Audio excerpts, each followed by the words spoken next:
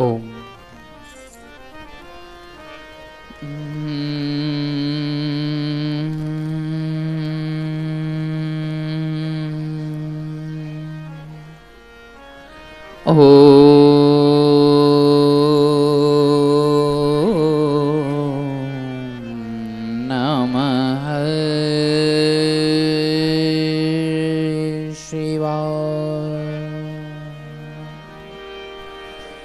સ્વસ્તિ શ્રી ગણેશાય નમઃ. શ્રી સરસ્વત્યે નમઃ.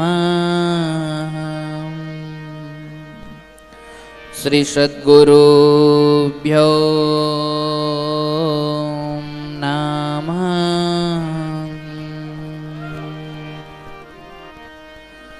લોકાભિરામં રણરંગધીરં રાજીવનેત્રં રઘુવંશનાથં કારુણ્યરૂપં કરુણાકરન્तं શ્રીરામચંદ્રં શરણં પ્રપદ્યે. મનોજવં મારુતતુલ્યવેગં જીતેન્દ્રિયં બુદ્ધિમતાં વરિષ્ઠં વાતાત્મજં વાનરયુદ્ધમુખ્યં શ્રીરામદૂतं શરણં પ્રપદ્યે.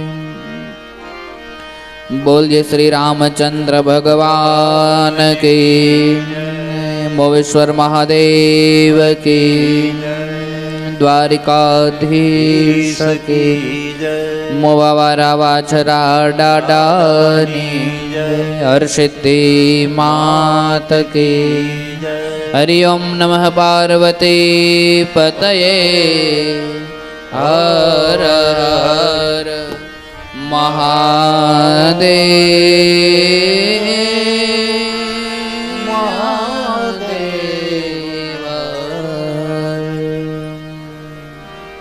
आइए घड़ी दो घड़ी के लिए परमात्मा ना नाम नु स्मरण करें. श्री राम जय राम जय जय राम. श्री राम जय राम जय जय राम. श्री राम जय राम जय जय राम. श्री राम जय राम जय जय राम. श्री राम जय राम जय जय राम. श्री राम जय राम जय जय राम. श्री राम जय राम जय जय राम. श्री राम जय राम जय जय राम. रघु रघुपति राघव राजा राम रघुपति राघव राजा राम पतित पावन सीताराम पतित पावन सीताराम श्री राम जय राम जय जय राम श्री राम जय राम जय जय राम श्री राम जय राम जय जय राम श्री राम जय राम जय जय राम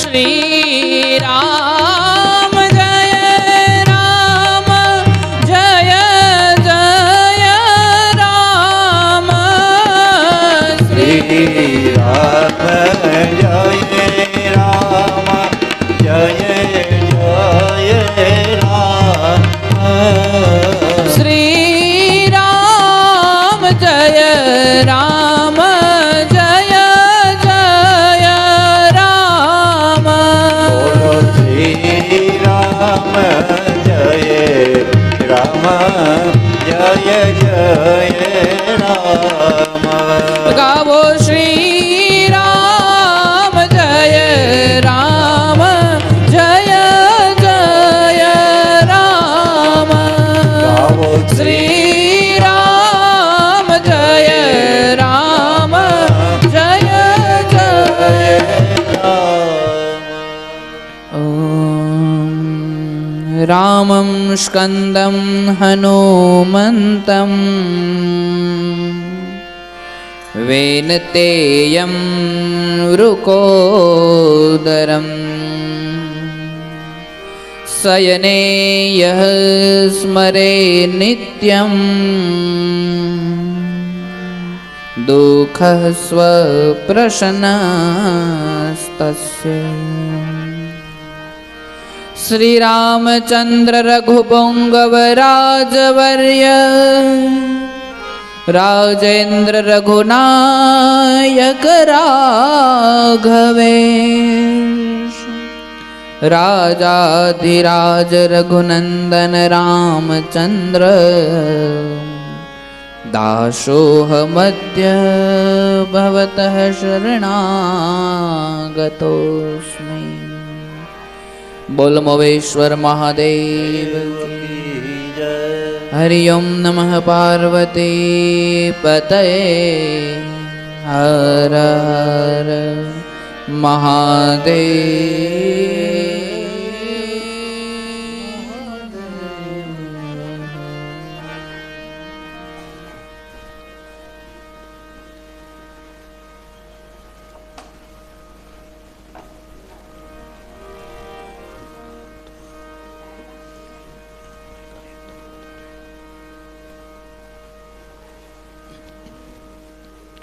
श्रीहरिं परमानंदम उपदिष्टारमीश्वरम व्यापकम सर्वलोकानां कारणम त्वं नमाम्यहम। भगवान मोवेश्वर महादेवना चरण कमलમાં વંદન કરી, વાછરા દાદાના ચરણ કમલમાં વંદન કરી, દ્વારિકાધીશના ચરણ કમલમાં વંદન કરી, હર્ષિતી માતાના ચરણ કમલમાં વંદન કરી, આવા હિત સુપૂજિત નવગ્રહ દેવી દેવતાઓને વંદન કરી, આ જગતના સર્વ સાધુ સંતોને વંદન કરી,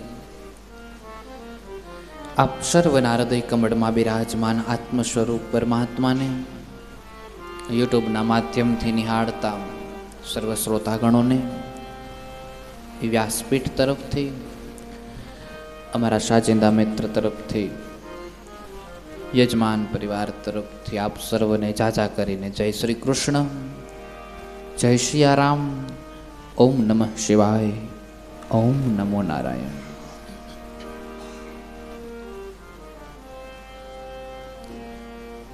પરમાત્માની દિવ્ય કથા છે બાપ, સુંદર લીલા છે. કર્મની ગતિ જ્યાં સુધી આપણને લઈ જાય ત્યાં સુધી જઈએ, પછી મહેનત ખૂબ કરીએ પણ ઈશ્વરની મરજી ના હોય તો ન થાય. માણસ અંત સુધી મહેનત બહુ કરી લે છે, પણ એ મહેનત જો યોગ્ય માર્ગે થાય તો વાંધો નથી, પણ ખોટા માર્ગે, અયોગ્ય માર્ગે થાય તો મહેનત રંગ લાવે તો પણ નુકસાનદાયક છે.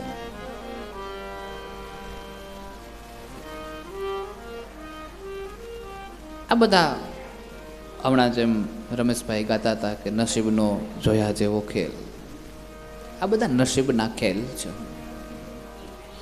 નસીબનો જોયા જેવો ખેલ, નસીબનો જોયા જેવો ખેલ. રાજાને તો રંક બનાવે, રાજાને તો રંક બનાવે, રંક ને રાજ દીધેલ, હો રંક ને રાજ દીધે, નસીબનો જોયા જેવો ખેલ, નસીબનો જોયા જેવો ખેલ. અરે રાજ તિલકની જ્યાં હતી તૈયારી, વનમાં જાવું પડેલ, અરે રામને વનમાં જાવું પડેલ. અરે રાજ તિલકની હતી તૈયારી, વનમાં જાવું પડે, અરે રામને વનમાં જાવું પડે. જુઓ દશરથને એવું સૂજ્યું, નારીને વચન દીધે,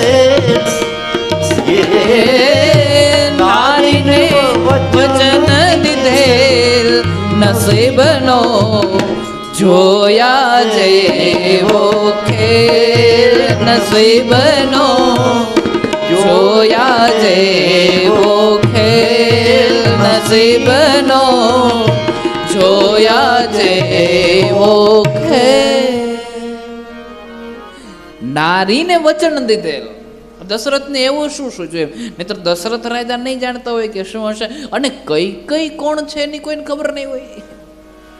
અને ભગવાન તો માયાને ધારણ કરનારા છે ભગવાન, અને ભગવાન તો કોઈ પણ વ્યક્તિને ગમે તે સમયે મોહમાં નાખી દેનારા છે. તો એ ઈશ્વર શું ક્ષણ બે ક્ષણ માટે એને મોહ ના આપી શકે? એ માયામાંથી પાર ન પાડી શકે, માયામાંથી છેટા ન કરી શકે? પણ તેમ છતાં પણ માનવ થઈને આવ્યા છે એટલે માનવ તરીકે જીવવાનું છે, એટલે જે કાંઈ પણ પડ્યું છે ભોગવે છે, કારણ કે માણસ થઈને આવ્યા છે. અને જે કાંઈ પણ એના જીવનમાં આવે છે એ બધું ભોગવે છે.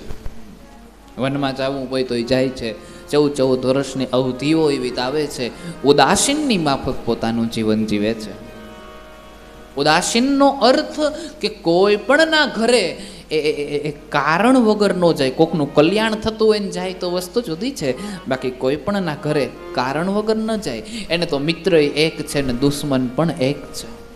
ઉદાસીનનો ખરો અર્થ એ થયો, એને તો મિત્ર પણ એ છે અને દુશ્મન પણ એ છે. ઉદાસીનની માફક 14 વર્ષ પરમાત્મા જીવન જીવે છે. આ નસીબના ખેલ છે બધા ભગવાન. પરમાત્માનું દિવ્ય ચરિત્ર છે, પરમાત્માની દિવ્ય લીલા છે. સુંદર કથા ઈશ્વરની, સુંદર કથા પ્રભુની.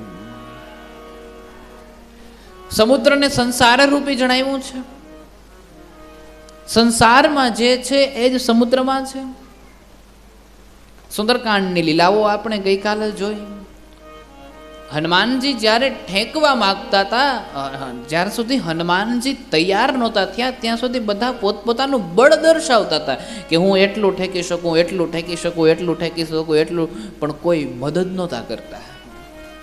અને જેવા હનુમાનજીએ ઠેંક મારી એટલે સમુદ્રની આજ્ઞાથી મેનાક નામનો પર્વત સીધો ઊભો રહી ગયો કે મારી પાસે લઈને આવીને વિરામ લ્યો, મારી પાસે વિરામ રહ્યો. એમ સંસાર પણ આપણે જરૂર હોય ત્યારે મદદ નથી કરતો, જરૂર ના હોય ત્યારે આવીને ઊભી જાય છે. અને પછી શૂરસા, સર્પોની માતા, સંસાર આપણની નિંદા કરે છે. પછી સિંહકા, અંદરની ઈર્ષા, એ ઈર્ષા જાગે છે. આ બધાને તમે બહાર નીકળીને તમે જ્યારે જાઓ છો ને પછી સામાન્ય માણસની જેમ તમે જો જીવન જીવો છો તો યોગ્ય, નહીતર નહીં. ભગવાન એટલે હનુમાનજી મચ્છરના રૂપમાં લંકામાં પ્રવેશ કર્યા. મચ્છરના રૂપની અંદર લંકામાં પ્રવેશ કર્યા. લંકીની જાણી ગઈ છે રાષ્ટ્રદ્રોહ કર્યો છે, તમને અંદર જવા દઉં પણ મને શું ફાયદો, એટલે રાષ્ટ્રદ્રોહ થયો છે. એટલા માટે હનુમાનજી કે આ વસ્તુ મને જરાય નથી ગમતી કે જે થાળીમાં ખાવું ન્યા જ ખોદવાનું. એક જ મુષ્ટિકાનો પ્રહાર માર્યો છે ને એને બધા. પણ રાષ્ટ્રદ્રોહી માણસ છે નાક નો હોય. આ તો સોણપંખાનું તો કાપ્યું, આને કાપવાની જરૂર ના હોય, એને તો હોય જેટલી વાર કાપવો એટલી વાર કોરે. રાષ્ટ્રદ્રોહી માણસ હોય ને નાક નો હોય, એને કાંઈ ફેર ન પડે, તમે ગમે એમ કયો. હા, ગમે એવું હોય, ગમે એ વસ્તુ હોય. હા, તમે ગમે એટલા મેણા મારો, ગમે એટલી ગાળો આપો, ગમે 5 વર્ષ થાય એટલે વળી સભા ભરીને બેસી જ જાય.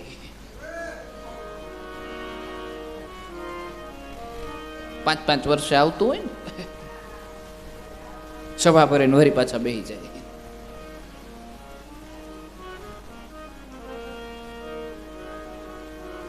એને રાષ્ટ્રદ્રોહ માણસ ગમતો નથી એટલે મુષ્ટિકાનો પ્રહાર કર્યો છે. પણ મુષ્ટિકાનો પ્રહાર થાય તેમ છતાં પણ રાષ્ટ્રદ્રોહી માણસને કાંઈ લાગુ ન પડે એટલે હનુમાનજીને સંત સમજે છે અને એની પૂજા કરવા માટે બેસે છે ને ગમે એમ કરીને હનુમાનજીનો સમય બગાડવા માગે છે. પણ સમજુ માણસ છે એની પાછળ સમય બગાડતો નથી, ત્યાંથી નીકળી જાય છે. એટલે હનુમાનજી ત્યાંથી નીકળી ગયા. પછી તો લંકામાં ગયા અને લંકાને સળગાવીને સોનાની નદી ગઈ ને વિભીષણનો બંગલો ના હેડગો ને આ બધી જુદી જુદી વાતો છે. એમ સુંદરકાંડ આપણે ગઈકાલે પૂર્ણ કર્યું. હવે લંકાકાંડમાં પ્રવેશ કર્યો છે. લંકાકાંડમાં પ્રવેશ કરતાની સાથે ભગવાન રામચંદ્રજીએ એવું કહેવાય છે કે સમુદ્ર પાસે રસ્તો માંગ્યો છે, પણ સમુદ્રએ રસ્તો ન દીધો. એક બાણ ચડાવ્યું, સમુદ્રમાંથી વરાળ ઉત્પન્ન થઈ. જળચરો બધા જ છે એ મૂંઝાયા. સૌ પોતપોતાના મોતીના થાળ લઈને આવ્યા છે, રામચંદ્રજીના ચરણોમાં મૂક્યા છે અને રામચંદ્રજીને કીધું છે કે અમે તમારી મદદ કરવા માટે તૈયાર છે. ચમત્કાર દેખાડ્યો છે અને મદદ કરવા માટે તૈયાર થયા. નલ નીલ નામના એની સાથે જે 2 વાનરો હતા એ વાનરોના બળને સ્મરણ કરે છે. રામ નામ લખેલા પથ્થરો પાણીમાં તરવા લઈ ગયા. 1-1 ફૂટના ને 2-2 ફૂટના વાંદરાઓ 200-200 ફૂટની શિલાઓ લઈ લઈને આવતા હતા ને સમુદ્રમાં નાખતા હતા. આ કલ્પના કરવાની વાત છે. 1 ફૂટનો વાનર કે 2 ફૂટનો વાનર 200 ફૂટની શિલા કઈ રીતે ઉપાડે? અહીંયા તાત્પર્ય કહેવાનું એ છે, જેના ઉપર ગુરુ કૃપા થાય, જેના ઉપર ભગવદ કૃપા થાય, જેના ઉપર ઈશ્વર કૃપા થાય, ત્યારે મોટામાં મોટું કામ પણ નાનામાં નાનો માણસ કરીને બતાવી દે છે. કારણ કે ભગવાનની દયા છે. આપણા મનમાં એવું હોય કે આ માણસ આ કામ કેમ કરી લે, પણ એ કરી નાખે ત્યારે આપણે વિચારવું પડે કે કઈ રીતે કર્યું. મોટામાં મોટો માણસ પણ નાનામાં નાનો માણસ પણ મોટામાં મોટું કામ કરી નાખે છે. 1 ફૂટના અને 2 ફૂટના વાંદરાઓ 200 ફૂટની શિલાઓ લઈને એ સમુદ્રમાં નાખતા હતા અને રામ નામના પથરા તરવા લઈ ગયા હતા. પછી ગુપ્તચરો આટા મારતા હોય ને, એટલે રાવણના ગુપ્તચરો આટા મારતા હતા. રાવણને જઈને સમાચાર આપ્યા. એટલે સમાજનો જજો ભરોસો ન થયો. આ સમાજ ક્યારે પલટી જાય એનું કાંઈ નક્કી ન કહેવાય. હનુમાનજી મહારાજને જ્યારે લંકા હળગાવીને પાછા આવ્યા ને ત્યારે બધાએ એમ કીધું કે બહુ સારું કામ કર્યું, બહુ સારું કામ કર્યું. એના એ હનુમાનજી મહારાજને જ્યારે સંજીવની બુટી લેવા માટે જવાનું થયું ત્યારે કોઈ કે પૂછ્યું અહીં લંકામાં સંજીવની બુટી નથી? તાકે હતી, પણ થોડાક ટાઈમ પહેલાં એક વાંદરો આવ્યો ને તો એને બધું હળગાવી નાખ્યું ને એમાં સંજીવની બુટી હળગી ગઈ. એના એ વાંદરાઓ બધા હનુમાનજી મહારાજને એમ કહેવા માંડ્યા એ કે તને કોને હળગાવવાનું કીધું હતું? નકર હમણાં તો વખાણ કરતા હતા એમ. પણ એટલી વારમાં એમ કહેવા માંડ્યા તને કોની હળગાવવાનું કીધું? તું શોધ કરવા મોકલું તો શોધ કરીને પાછો આવી જાવ તો ને. પછી હવે સંસારની ગતિ જોજો. આ સંસાર કેવો છે? રામ નામના પથરા જ્યારે દરિયામાં તરવા લાગ્યા ત્યારે સમાજના લોકો એમ કહેવા લાગ્યા કે રાવણ જેની તેની સાથે વેર કરે તો યોગ્ય વાત છે, પણ આ ખોટી જગ્યાએ વેર કરીને બેઠો છે. આની આરે વેર કરાય, જેના નામના પથરા પાણીમાં તરતા હોય એ કેટલો તાકાતવાળો માણસ હોય. આવું જ્યાં કીધું ને પછી રાવણના મનમાં એમ થયું કે આ તો આપણી વેલ્યુ ડાઉન થઈ છે. એટલે રાવણ પોતાની આબરૂને જાળવવા માટે થઈ દરિયા કિનારે ગયો ને પથ્થરમાં લખ્યું રાવણ, ને પછી દરિયામાં નાખ્યો તરવા લાગ્યો. સમાજ બદલી ગયો. એ કે એમ તો અમારા રાવણ કઈ ઓછો બળવાળો નથી હોય, એના નામના પથરાય તરે. એટલી વારમાં પલટી ગયો. પણ મંદોદરી જાણતી હતી કે રાવણ નામના પથરા કોઈ દી તરે નહીં, આમાં કંઈક ભેદ છે. એટલે એકાંતમાં મંદોદરી એના કક્ષમાં લઈ ગઈ અને પૂછ્યું કે સાચું કયો હાવ શું છે?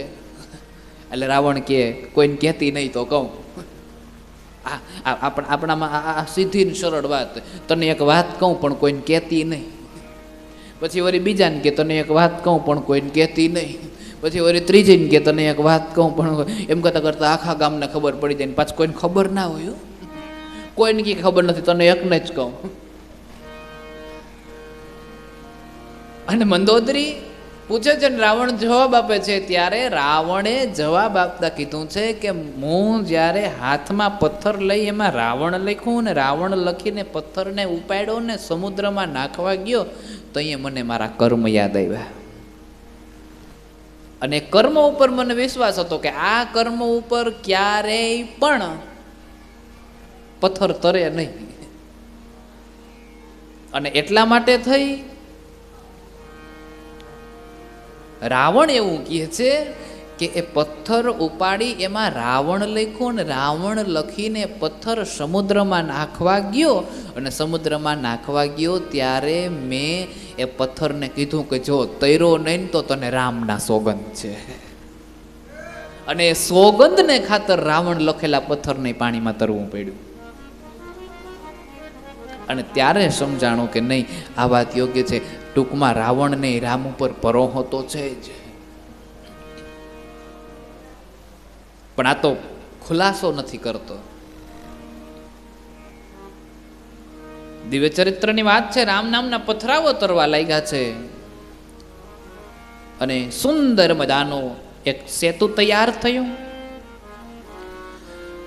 સેતુ તૈયાર થયો એ સમય દરમિયાન ભગવાન રામચંદ્રજી મહારાજને એમ થયું છે કે ભગવાન શિવની પૂજા કરવી છે. અને શિવજીની પૂજા કરવા માટે હનુમાનજીને શિવલિંગ લેવા માટે મોકલા છે. હનુમાનજીને જ્યાં શિવલિંગ લેવા માટે મોકલા છે, હનુમાનજીને આવતા થોડી વાર લાગી.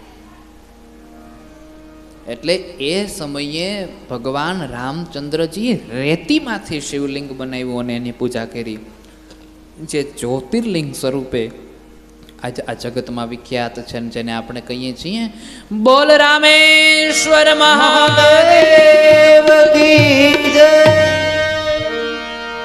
પછી હનુમાનજી શિવલિંગ લઈને આવ્યા એટલે હનુમાનજીને રામચંદ્રજીએ કીધું કે પૂજા તો થઈ ગઈ છે, એટલે તો હવે આ શિવલિંગનું શું કરવું? તો કે હવે એ શિવલિંગને આપણે સ્થાપિત કરી દઈએ. અને બીજી શિવલિંગ રામેશ્વરની બાજુમાં જ એકદમ બીજી શિવલિંગ છે, બોલ વિશ્વેશ્વર મહાદેવ કી જય. બે શિવલિંગ ત્યાં સ્થાપિત થયા છે. ભગવાન રામચંદ્રજી છે એ સેતુ ઉપર ચાલતા થયા.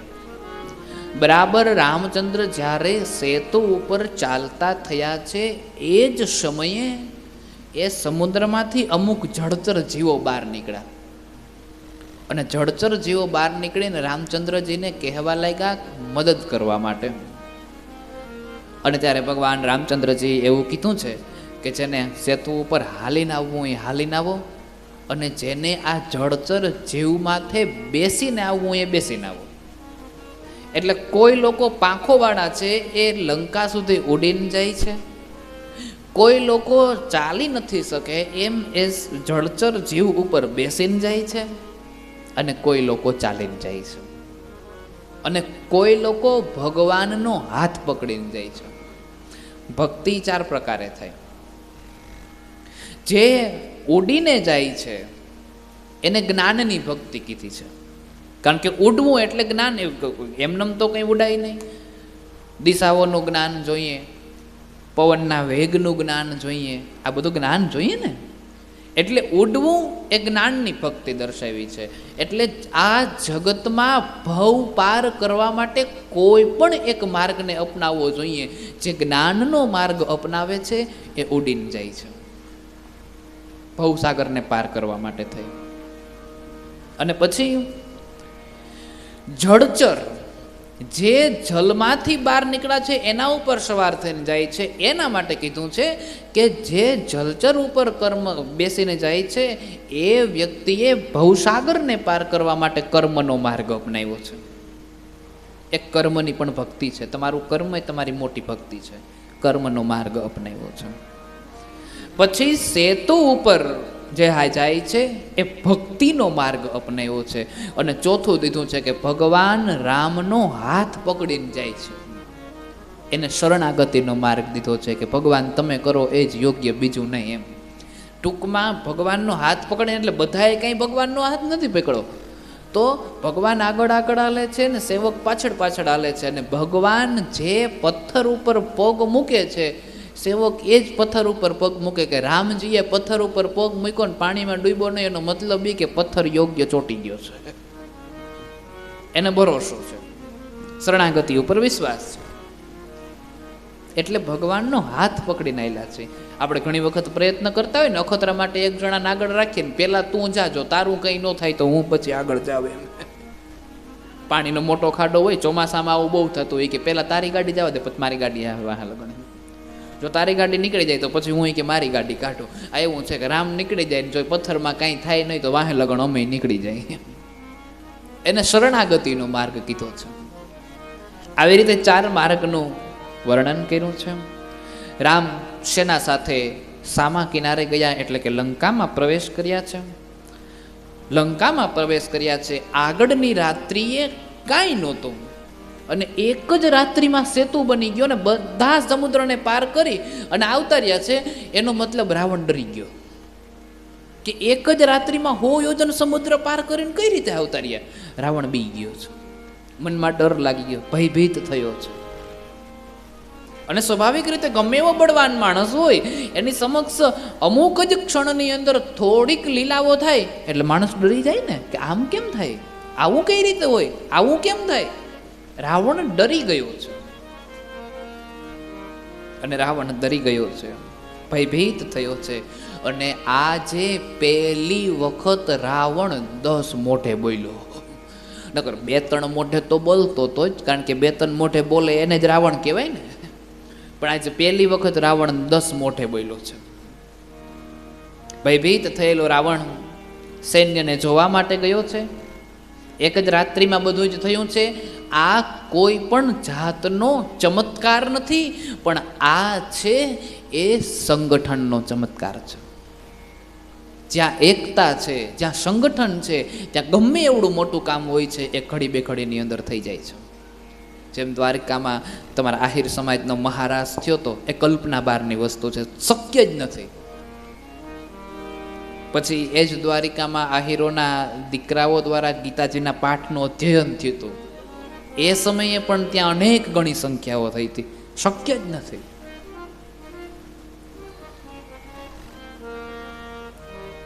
એટલે સંગઠન, જ્યારે સમાજ એક થાય છે અને એક બનેલો સમાજ એક ઘડી બે ઘડીની અંદર શું કરીને દેખાડી દે એની ખબર ન પડે ભગવાન. સમાજ એક થઈને જ્યારે કાંઈ પણ કરે છે ત્યારે ઘડી, અને જેનો દાખલો તમારી સામે આહિર સમાજનો મહારાજ. સંગઠન જ્યારે થાય છે ત્યારે મોટામાં મોટું કાર્ય પણ સહેલું બની જાય છે, એકદમ સરળ બની જાય છે. ભગવાન એક સુંદર લીલા કરે છે. નગરમાં પ્રવેશ કરતાની સાથે જ પરમાત્માએ એક બાણને છોડ્યું છે, રાવણને રસભંગ કરી દીધો છે. રસભંગ એટલે બાણ આવતાની સાથે રાવણને કોઈ જાતની ખબર જ ન રહે કે ઘડી બે ઘડીની અંદર શું થઈ ગયું એમ. એ બાણ લાગતાની સાથે મંદોદરીના કુંડળ તૂટી ગયા, થોડાક અપશુકન્યાળ સંકેતો પ્રાપ્ત થયા, રાવણનું છત્ર ભાંગી ગયું. આવી બધી વસ્તુઓ થઈ એટલે રાવણ થોડોક વધારે ડરી ગયો, અને એ સમયે મંદોદરી એને સમજાવવા ગઈ છે કે હજી કહું છું રેવા દો. તને એમ છે કે તું સીતા શક્તિને લઈને આવ્યો છે, પણ આ મહાકાળીનું સ્વરૂપ છે અને આ મહાકાળીનું સ્વરૂપ જ તારો સંહાર કરશે. સીતા મહાકાળીનું રૂપ છે, એ મહાકાળીનું રૂપ જ તારો સંહાર કરશે. સીતા મહાલક્ષ્મી છે પણ રામની, સીતા લક્ષ્મી છે પણ અયોધ્યાની, તારી નહીં. તું દીકરો થઈને રહીશ તો તારો ઉદ્ધાર થશે, નહીતર તારો સંહાર થશે. મંદોદરી અનેક રીતે સમજાવે છે. તારા મનની અંદર એવું છે કે આ તારો ઉદ્ધાર કરશે, પણ ઉદ્ધાર નથી, તારો સંહાર થશે. પણ મંદોદરીના સમજાવવાથી જરા અમથો પણ સમજો નહીં રાવણ. અને એ પછી પરમાત્મા સુબીલ પર્વત પર ગયા છે, અને એ પર્વત પર જઈ ભગવાન ત્યાં રોકાયા છે. ભગવાન ત્યાં રોકાયા, અને રોકાયેલા ભગવાનને હવે કઈ રીતે આગળ વધવું એ યુદ્ધની જે નીતિઓ છે એની થોડી ચર્ચાઓ કરે છે. મંત્રીઓને પોતાની સમીપ બોલાવ્યા છે, અને મંત્રીઓને પોતાની સમીપ બોલાવી અને ભગવાને કીધું છે કે હવે આગળ શું કરવું જોઈએ. ત્યારે બધા જ મંત્રીઓએ સાથે મળી અને એક નિર્ણય કર્યો કે હજી એક મોકો રાવણને આપો, જો કદાચ સમજી જાય તો સમજી જાય. સલાહકાર આવા હોવા જોઈએ. કોઈ પણ વ્યક્તિના સલાહકાર સારા હોય એના ઉપર જ એનું આખું જીવન નિર્ભર કરે છે, એના ઉપર જ એની આખી પ્રગતિ નિર્ભર કરે છે. જો તમારા સલાહકાર સારા નથી તો તમારી પ્રગતિ નથી ભગવાન. સલાહકાર સારા હોવા જોઈએ, તમારી પાસે બેસનારા સારા હોવા જોઈએ, તમારા જીવનને ઉજળું કરવા માટે થઈ અને તમારા જીવનને યોગ્ય બનાવવા માટે થઈને. જો તમારો સલાહકાર સારો નથી તો બધું ખોટું છે ભગવાન. નકર એના એ મંત્રીઓ એમ પણ કહી શકતા હતા, હાલો હાલો આપણે બધા તૂટી પડીએ, પણ એમ નથી કીધું. એણે શું કીધું છે કે આપણે રાવણને હજી એક મોકો આપીએ, જો કદાચ સુધરી જાય તો સુધરી જાય. અને એના મનમાં આપણો જે આ એક રાત્રિની અંદર જે ચમત્કાર છે એ ચમત્કાર જોઈ અને એના મનની અંદર ક્યાંક ડર બેસી ગયો હોય, અને ભયભીતતાને કારણે જો એ રાવણ સીતાજીને છોડી દે તો આપણને યુદ્ધ કરવામાં કોઈ મજા નથી. ખોટા કોકને દુઃખી કરવા અને ખોટું યુદ્ધ કરવું અને કોઈને હેરાન કરવી, કોઈ સ્ત્રી વિધવા થાય, કોઈ બાળક અનાથ થાય, કોઈનું ઘર રજડી પડે, રોગી ખોટી એમ કહેવાય કે લોહીની નદીઓ વહે, અને કોકને હેરાન કરીને કોકને ખોટા મારવા, એના કરતાં આપણે એક કામ કરીએ તો કે એને એક વખત સમજાવવાનો પ્રયત્ન કરીએ, અંતિમ પ્રયત્ન કરી લઈએ. જો સમજી જાય તો ઠીક છે, નહીતર પછી. મંત્રીઓએ આવી સલાહ આપી છે. કારણ કે આપણે એક જ રાત્રિની અંદર સેતુ બનાવ્યો છે ને એક જ રાત્રિની અંદર સુયોજન સેતુને પાર કરીને પછી પાછા ફર્યા છીએ. એટલે કદાચ રાવણના મનમાં ભય બેસી ગયો હોય કે હું આની સામે હારી જાઉં, અને એ સીતાજીને છોડી દે તો છોડી દે. અને ત્યારે એવું કહેવાય છે કે મંત્રીઓએ સલાહ આપી છે કે એક મોકો આપીએ, પણ મોકો આપવા માટે કોને મોકલવા? તો ત્યારે વાત કરી છે કે અંગદને મોકલીએ. અંગદને મોકલવાની વાત આવી છે. અંગદ વાનર સ્વરૂપમાં છે, ત્યાં ગયો છે, ચારો ઓર નજર કરે છે, ચારો તરફ નજર કરી છે, અને વાનર સ્વરૂપની અંદર જ્યાં સભાની અંદર પ્રવેશ કર્યો છે. ચર્ચાઓ બહુ પ્રખ્યાત છે એટલે બહુ વિસ્તારથી વાત નથી કરતા, પણ સંક્ષિપ્તની અંદર કહું, એ સભામાં પ્રવેશ કરતા જ રાવણની સમક્ષ આપણે ઘણા માણસોને જ્યારે ખોટું કામ કરે કે અધર્મનું કામ કરે કે સમાજમાં પોતાને લાંછન લાગે એવું કામ કરે, એટલે આપણે દેશી ભાષામાં એમ કહીએ કે વાટકીમાં પાણી લઈને ડૂબી મરને ભાઈ આવા કામ કરાય. એવી રીતે અંગદ આમાં લખ્યું છે માનસની ચોપાઈઓમાં, રાવણને કહે છે કે આ સીતા જેવી સ્ત્રીનું તું હરણ કરીને આવ્યો છે, અર્થાત કોકની સ્ત્રીનું હરણ કરીને આવ્યું છે, વાટકીમાં પાણી લઈને ડૂબી મર આવા કામ કરાય. અંગદ સમજાવે છે રાવણને. એક તો રાવણની સમક્ષ ઊભી અને આવા શબ્દ બોલવાની એ જ મોટામાં મોટી હિંમત છે.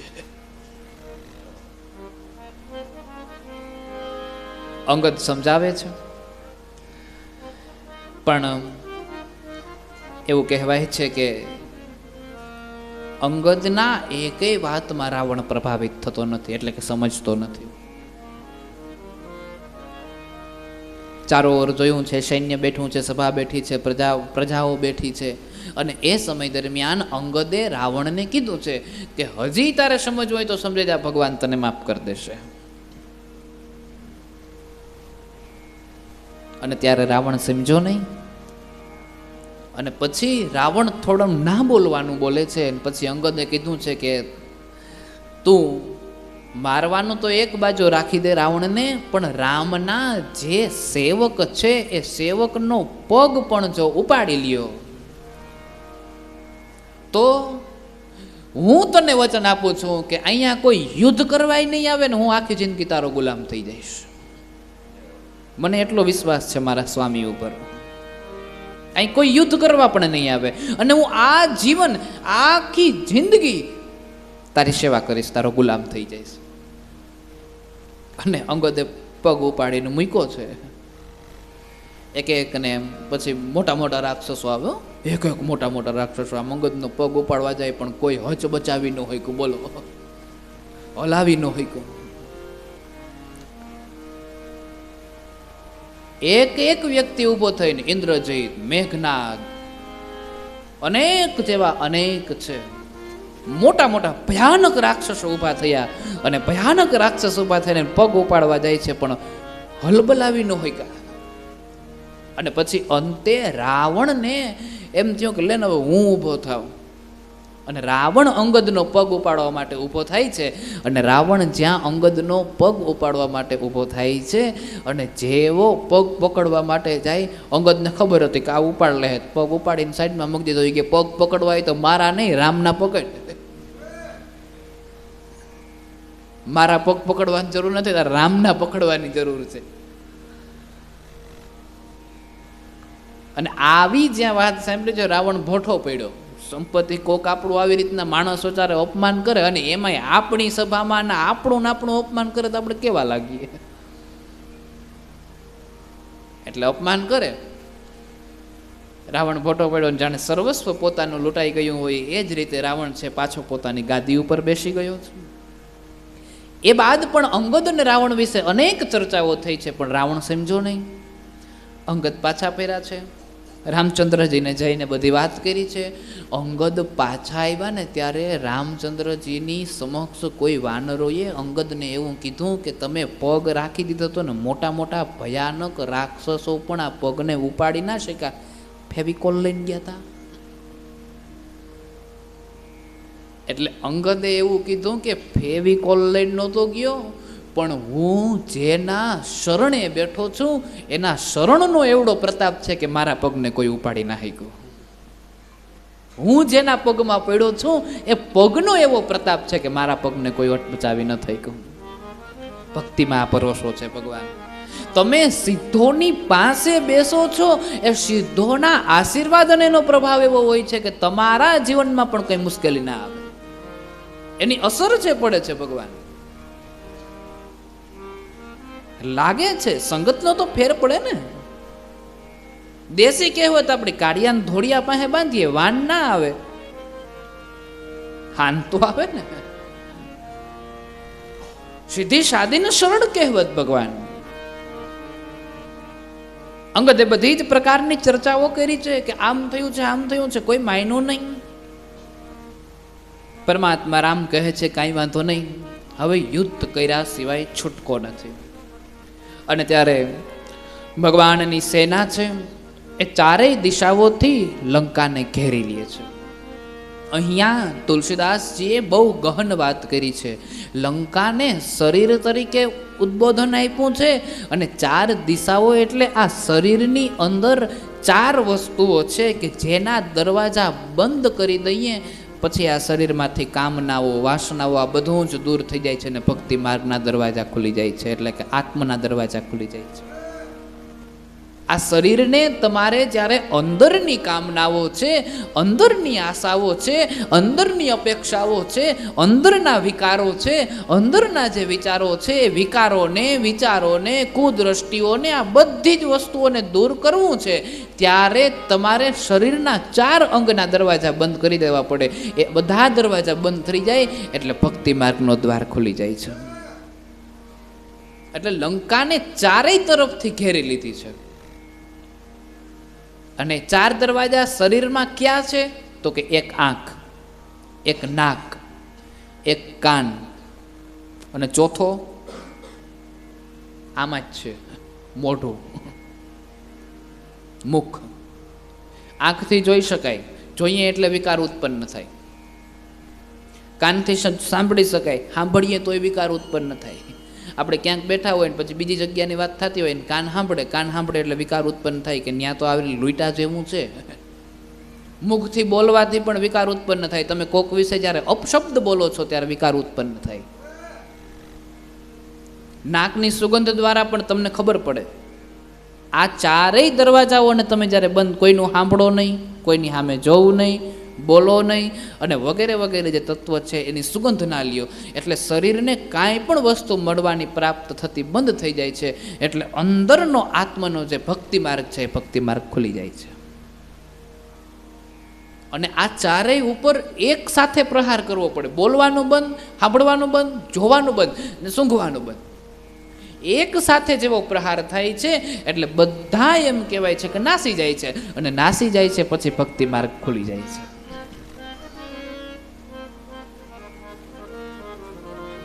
એમ આ શરીરને ભક્તિ માર્ગ તરફ લઈ જવા માટે આંખ, કાન, નાક અને મુખ આ ચારના દરવાજાઓ બંધ કરવાના છે. લંકાને પણ ચારેય તરફથી ભગવાને ઘેરી લીધો છે. ભગવાનની સેનાએ ચારેય તરફથી લંકાને ઘેરી લીધી છે. અને આ ચાર ઉપર જે કંઈ પણ વસ્તુ પ્રાપ્ત થાય છે ચાર જગ્યાએથી જ પ્રાપ્ત થાય છે. અને ચાર જગ્યાને તમે જ્યારે ઘેરી લ્યો છો ત્યારે પછી બહારનું અંદર આવવાનું બંધ થઈ જાય છે. જે અંદર છે એને જ મારવાનું છે. દેખાવાનું બંધ થઈ જાય, સાંભળવાનું બંધ થઈ જાય, બોલવાનું બંધ થઈ જાય, સૂંઘવાનું બંધ થઈ જાય. એટલે પછી અંદર જે વયું ગયું છે એને જ મારવાનું છે, એ સિવાય બીજા કોઈને નવું ઉત્પન્ન નથી થવાનું. એટલે ભગવાનને સરળ પડ્યું છે. એટલે એક જ દિવસના યુદ્ધની અંદર રાવણની અડધી સેનાનો વિનાશ કરી નાખ્યો છે. એક જ દિવસના યુદ્ધમાં રાવણની અડધી સેના મૃત્યુ પામી. બીજા દિવસે ઇન્દ્રજીત ગયો છે. ઇન્દ્રજીતે ભગવાન સાથે યુદ્ધ કર્યું છે. અતિ ભયાનક યુદ્ધ થયું છે. ઇન્દ્રજીતના બાણથી નાગપાસ છૂટ્યા છે, અને ઇન્દ્રજીતે ભગવાનને નાગપાસ દ્વારા બાંધવાનો પ્રયત્ન કર્યો છે. નાગો દ્વારા ભગવાનને બાંધવાનો પ્રયત્ન કર્યો છે, પણ જાણતો નથી કે ભગવાનનું વાહન જ ગરુડ છે. એ જીએવા ગરુડે ચડીને ગોવિંદ આવ્યા.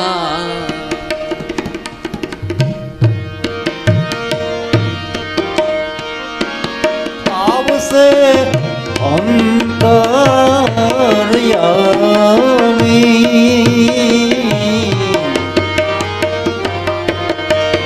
અખંડ રોજી હરિના આત્મા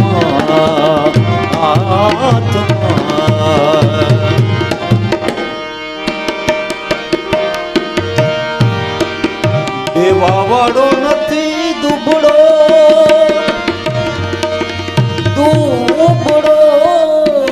ભગવાન નથી રે ભિખારી અખંડ રોજી હરિના આત્મા. હે જી દેવા રે વાળો રે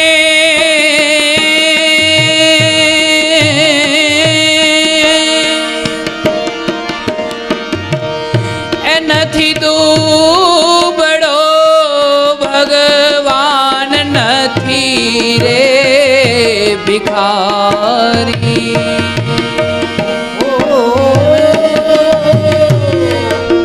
ભગવાન નથી રે ભિખારી અખંડ રોજી હરિના આત્મા હરિના દેવા રે વાળો નથી દુબળો ને ભગવાન નથી રે ભિખારી. દેવા રે વાળો એ નથી દુબળો ને ભગવાન નથી રે ભિખારી. એ જીવાલા અખંડ રોજી હરિના હાથમાં એ વાલાના હાથમાં વાલો મારો જુએ છે વિચારી. એ જે એવા ગરુડે ચડીને ગોવિંદ આવ્યા. મેઘનાદ માફ કરજો ઇન્દ્રજીત સાથે યુદ્ધ થાય છે. નાગપાસથી બાંધી લે. ઇન્દ્રજીત જાણતો નથી કે આનો તો વાહન જ ગરુડ છે અને ગરુડને અને સર્પને મોટી દુશ્મની. ભગવાન નાગપાસથી બંધાયા અને નાગપાસથી બંધાયેલા ભગવાનને ગરુડ આવ્યો અને છોડાવીને વયો ગયો. ગરુડથી જ્યાં છૂટ્યા છે મેઘનાદ સાથે પરમાત્માએ શેષનાગે યુદ્ધ કર્યું છે અને શેષનાગ મેઘનાદ સાથે યુદ્ધ કરે છે. અને મેઘનાદ છે એ કામનો અવતાર છે, કામનું સ્વરૂપ છે. અને શેષનાગ છે એ લક્ષ્મણનો અવતાર છે. એટલે શેષનાગમાં કામના નથી, લક્ષ્મણમાં કામના નથી. લક્ષ્મણ તને નીંદરડી ને ભાઈ મને નીંદરડી કેમ ના આવે. 14 વર્ષ સુધી જેને નિદ્રાનો ત્યાગ કરે એમાં કામના નથી. પણ લક્ષ્મણ સમાજને સમજાવવા એવું માગે છે તમે ભક્તિ દ્વારા, ભગવાનના જ્ઞાન દ્વારા, વેદો દ્વારા, શાસ્ત્રો દ્વારા, યજ્ઞ દ્વારા તમે તમારા શરીરની અંદરથી કામના જે છે એ કામનાને દૂર કાઢી મૂકો છો. અને બહુ દૂર કાઢીને તમે ભગવાનના ચરણમાં આવ્યા જાઓ છો ત્યારે તમારા મનની અંદર એવું થાય છે કે હવે હું કામનાથી દૂર છું એટલે ભગવાનની નજીક છું. પણ કામ છે ને એ દગાખોર માણસ છે. ગમે ત્યારે અંદર પ્રવેશ કરી જાય, ગમે ત્યારે દગો દઈને અંદર આવી જાય. એટલા માટે કામ કોઈ પણ સમયે જ્યારે અંદર ન આવે એટલા માટે આ ના આવી શકે એટલા માટે આપણે મહેનત ચાલુ રાખવાની. કઈ મહેનત? રામ રામ રામ રામ રામ રામ રામ.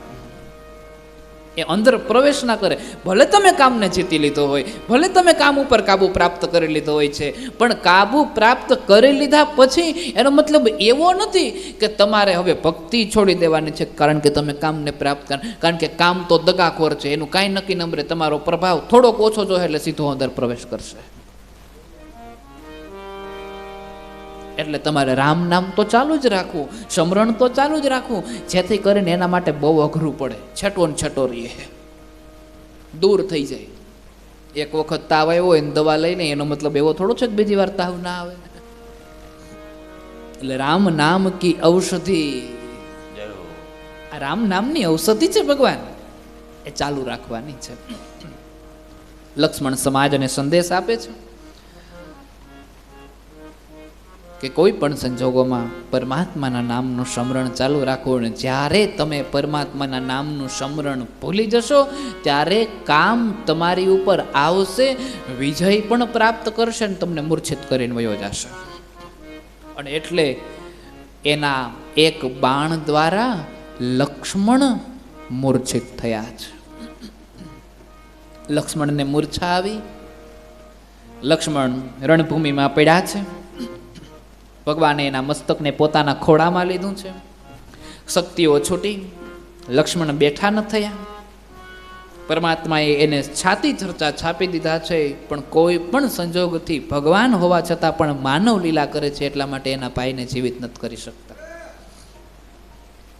અને આજ ભગવાન સુંદર લીલા કરે છે. હનુમાનજી છે, પછી તો આ પેલો મેઘનાથ છે ને, અનેક સૈન્યોને સાથે લઈ જવાના પ્રયત્ન કરે છે. જે રામજીનું જે સૈન્ય છે ને, એને પોતાની સાથે લંકામાં લઈ જવાના પ્રયત્ન કરે છે. લક્ષ્મણને ઉઠાવવા આવે છે, પણ લક્ષ્મણને ઉઠાવી નથી શકતા. લક્ષ્મણને લેવા આવે છે, પણ લક્ષ્મણને લઈ નથી શકતા. અને અત્યારે ભગવાન લક્ષ્મણનું માથું પોતાના ખોળામાં રાખીને સુતા છે ને વિલાપ કરે છે. અને આખી રામાયણમાં ઉર્મિલા એટલે કે લક્ષ્મણના પત્ની એ ક્યાંય બોલ્યા નથી, પણ એના માટે થઈને ભગવાન રામને બોલવું પડ્યું છે કે હે લક્ષ્મણ, હું જ્યારે અયોધ્યામાં પાછો ફરીશ, માતાઓએ પૂછશે તો કદાચ એને જવાબ આપી દઈશ. અયોધ્યાવાસીઓ પૂછશે કે લક્ષ્મણ ક્યાં છે તો કદાચ એને જવાબ આપી દઈશ. બીજા કોઈ પૂછશે કે લક્ષ્મણ ક્યાં છે તો કદાચ એને જવાબ આપી દઈશ. ભરત પૂછશે કે લક્ષ્મણ ક્યાં છે તો કદાચ એને જવાબ આપી દઈશ. પણ જ્યારે હું રાણીઓના મહેલમાં જઈશ ને ઉર્મિલા તારી રાહ જોતી હશે ને એ પૂછશે તો એને હું જવાબ આપી. આખી રામાયણમાં ઉર્મિલા ક્યાંય નથી બોલ્યા, પણ ઉર્મિલા માટે થઈને મારા રામે બોલવું પડ્યું છે કે એને શું જવાબ દઈશ. તારે જાગવું તો પડશે જ કોઈ પણ સંજોગોની અંદર. અને ત્યારે લક્ષ્મણજી મૂર્છિત થઈ એના ખોળામાં સૂતા છે. હનુમાનજી આવ્યા. કોઈએ કીધું છે કે હવે વેદને બોલાવવા જોશે, અને વેદને બોલાવવા માટે જાય છે. સુષેણ વેદને બોલાવીને લઈ આવ્યા છે. આખું ઘર લઈ આવ્યા છે. હા, આખા ઘરને આખો પહાડ આખો ઉપાડીને લઈ આવ્યા છે. અને સુષેણ વેદે કીધું છે કે સંજીવન નામની બુટી છે, ફલાણાને ફલાણા પર્વત પર છે, ત્યાં તમારે લેવા જવું જોશે અને લઈને પાછા આવશો. પણ શરત એક છે કે સંધ્યા અમુક સમય બતાવ્યો છે કે એના પહેલાં તમે લઈને આવો તો લક્ષ્મણજી પાછા જીવિત થાય, નહીંતર જીવિત ન થાય. અને ત્યારે લક્ષ્મણજી ત્યાં જાય છે. એ સમયે લક્ષ્મણ માફ કરજો, હનુમાનજી જ્યાં જાય છે એ સમયે હનુમાનજીના મનમાં થોડો અહમ હોય છે કે હું લઈને આવું એમ. અને જ્યારે માણસના મનમાં ગમે એવો જ્ઞાની હોય, માણસના મનમાં જરા અમથો પણ અહમ જાગે એટલે પછી ઓલું જ્ઞાન હોય બધું છૂટી જાય ને પછી બળ વધારે કરવું પડે. જ્ઞાનમાં બળ થોડુંક વધારે કરવું, નહીતર સુષેણ વેદને લેવા જવા હતા આખા ઘરને ઉપાડીને આવ્યા. સંજીવની 2-3 મુઠ્ઠી લેવાની હતી, પાંદડાઓ 3-4 જે મુઠ્ઠીમાં આવી જાય એમ હતા, આખો ડુંગર ઉપાડવો પડ્યો. અભિમાન આવું કરાવે છે. હનુમાનજી જાય છે. રાવણને ખબર પડી છે કે જો સંજીવનની બુટી આવી જશે તો હનુમાનજી આને બચાવી લેશે. અને ત્યારે રાવણે મનોમન વિચાર કર્યો છે કે આને રોકવા માટે મારે કંઈક કરવું જોશે. અને ત્યારે રાવણ એમ કહે છે સુષેણ આવીને રામચંદ્રજીના ચરણમાં પ્રણામ કર્યા છે. શરણોમાં શિર નમાવીને પર્વત તેમજ ઔષધિઓનું નામ બતાવીને કહ્યું છે હનુમાનજી તે લેવા માટે ગયા છે.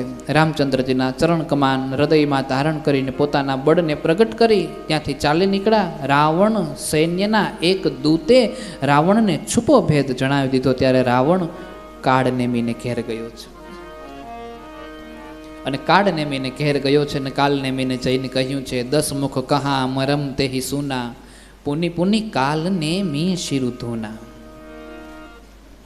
કાલ નેમીના ઘરે ગયો અને કાલ નેમીને કીધું છે કે આ સુષેણ વેદે આવો એક ઉપાય બતાવ્યો છે, પણ આપણી પાસે એક પ્લસ પોઈન્ટ એ છે કે આ એટલા સમયમાં જો હનુમાનજી એ બુટીને લઈને ન આવે, ઔષધિને લઈને ન આવે તો પછી લક્ષ્મણ ક્યારેય જીવિત પાછા ન થાય.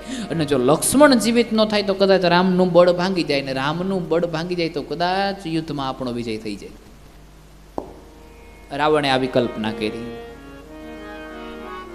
અને એટલે રાવણ કાલનેમીની કથા 8-10 ચોપાઈઓની અંદર રામાયણની અંદર બતાવી છે, પણ બહુ ગહન છે. કાલનેમી પાસે ગયો અને કાલનેમી પાસે જઈને કાલનેમીને એવું કીધું છે, કાલનેમી પાસે એવી વિદ્યા હતી કે ગમે તે સમયે ગમે એવા સ્વરૂપને ધારણ કરી શકે, ગમે એ વસ્તુ બનાવી શકે, વગેરે વગેરે જુદી જુદી વિદ્યાઓ હતી. તમે કોઈ પણ સંજોગની અંદર હનુમાનજીને મોહ પમાડો, માયા આપો અને માયા અને મોહ પમાડી અને પછી તમે હનુમાનજીને રોકો, ગમે એમ કરીને આ સમય પસાર થઈ જાય એટલે લક્ષ્મણ જીવિત ના થાય. બસ એનું કહેવાનો મતલબ એ જ હતો. અને અહીંયા લક્ષ્મણના મનમાં પણ ક્યાંક એવો ભાવ હતો કે હનુમાનજીને મોડું થાય,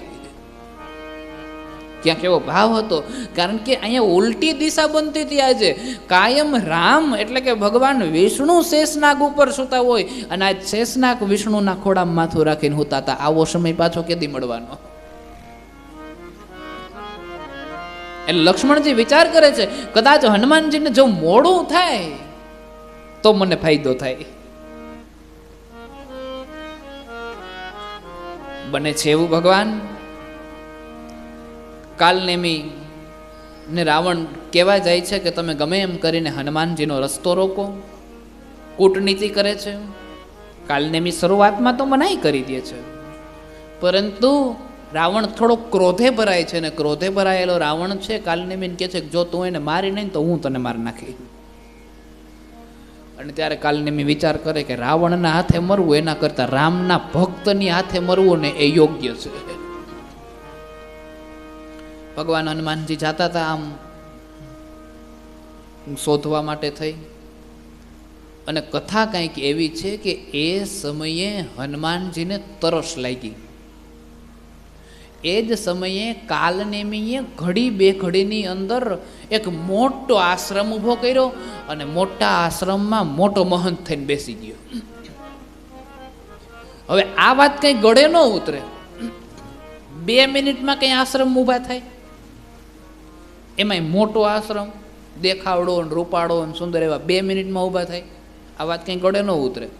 હા, પણ આ જગતમાં જેટલા જેટલા ખોટા ને મોટા છે એ આવી જ રીતે ઊભા થયા છે. જેટલા ખોટા આશ્રમો છે ને એ આવી જ રીતે ટૂંકા ગાળામાં જ ઊભા થયા. પછી એનો પાયો ટૂંકો, એની જિંદગી ટૂંકી, એ બધું ટૂંકું ટૂંકું 8-10 વર્ષમાં માયા બધી હકેલાઈ જાય. ધીમે ધીમે એવા કૌભાંડ બહાર પડે, એવા કૌભાંડ બહાર પડે, એવા કૌભાંડ, એની કોઈ કલ્પના ના હોય. અને પછી માણસો જેવા જતા હોય બધા થઈ જાય બંધ. ખોટા જે આશ્રમો છે ને એ બધા 2 મિનિટમાં જ ઊભા થયા છે. આપણે ક્યાંય કલ્પના ન કરી હોય, દુનિયામાં ક્યાંય ન સાંભળ્યું હોય,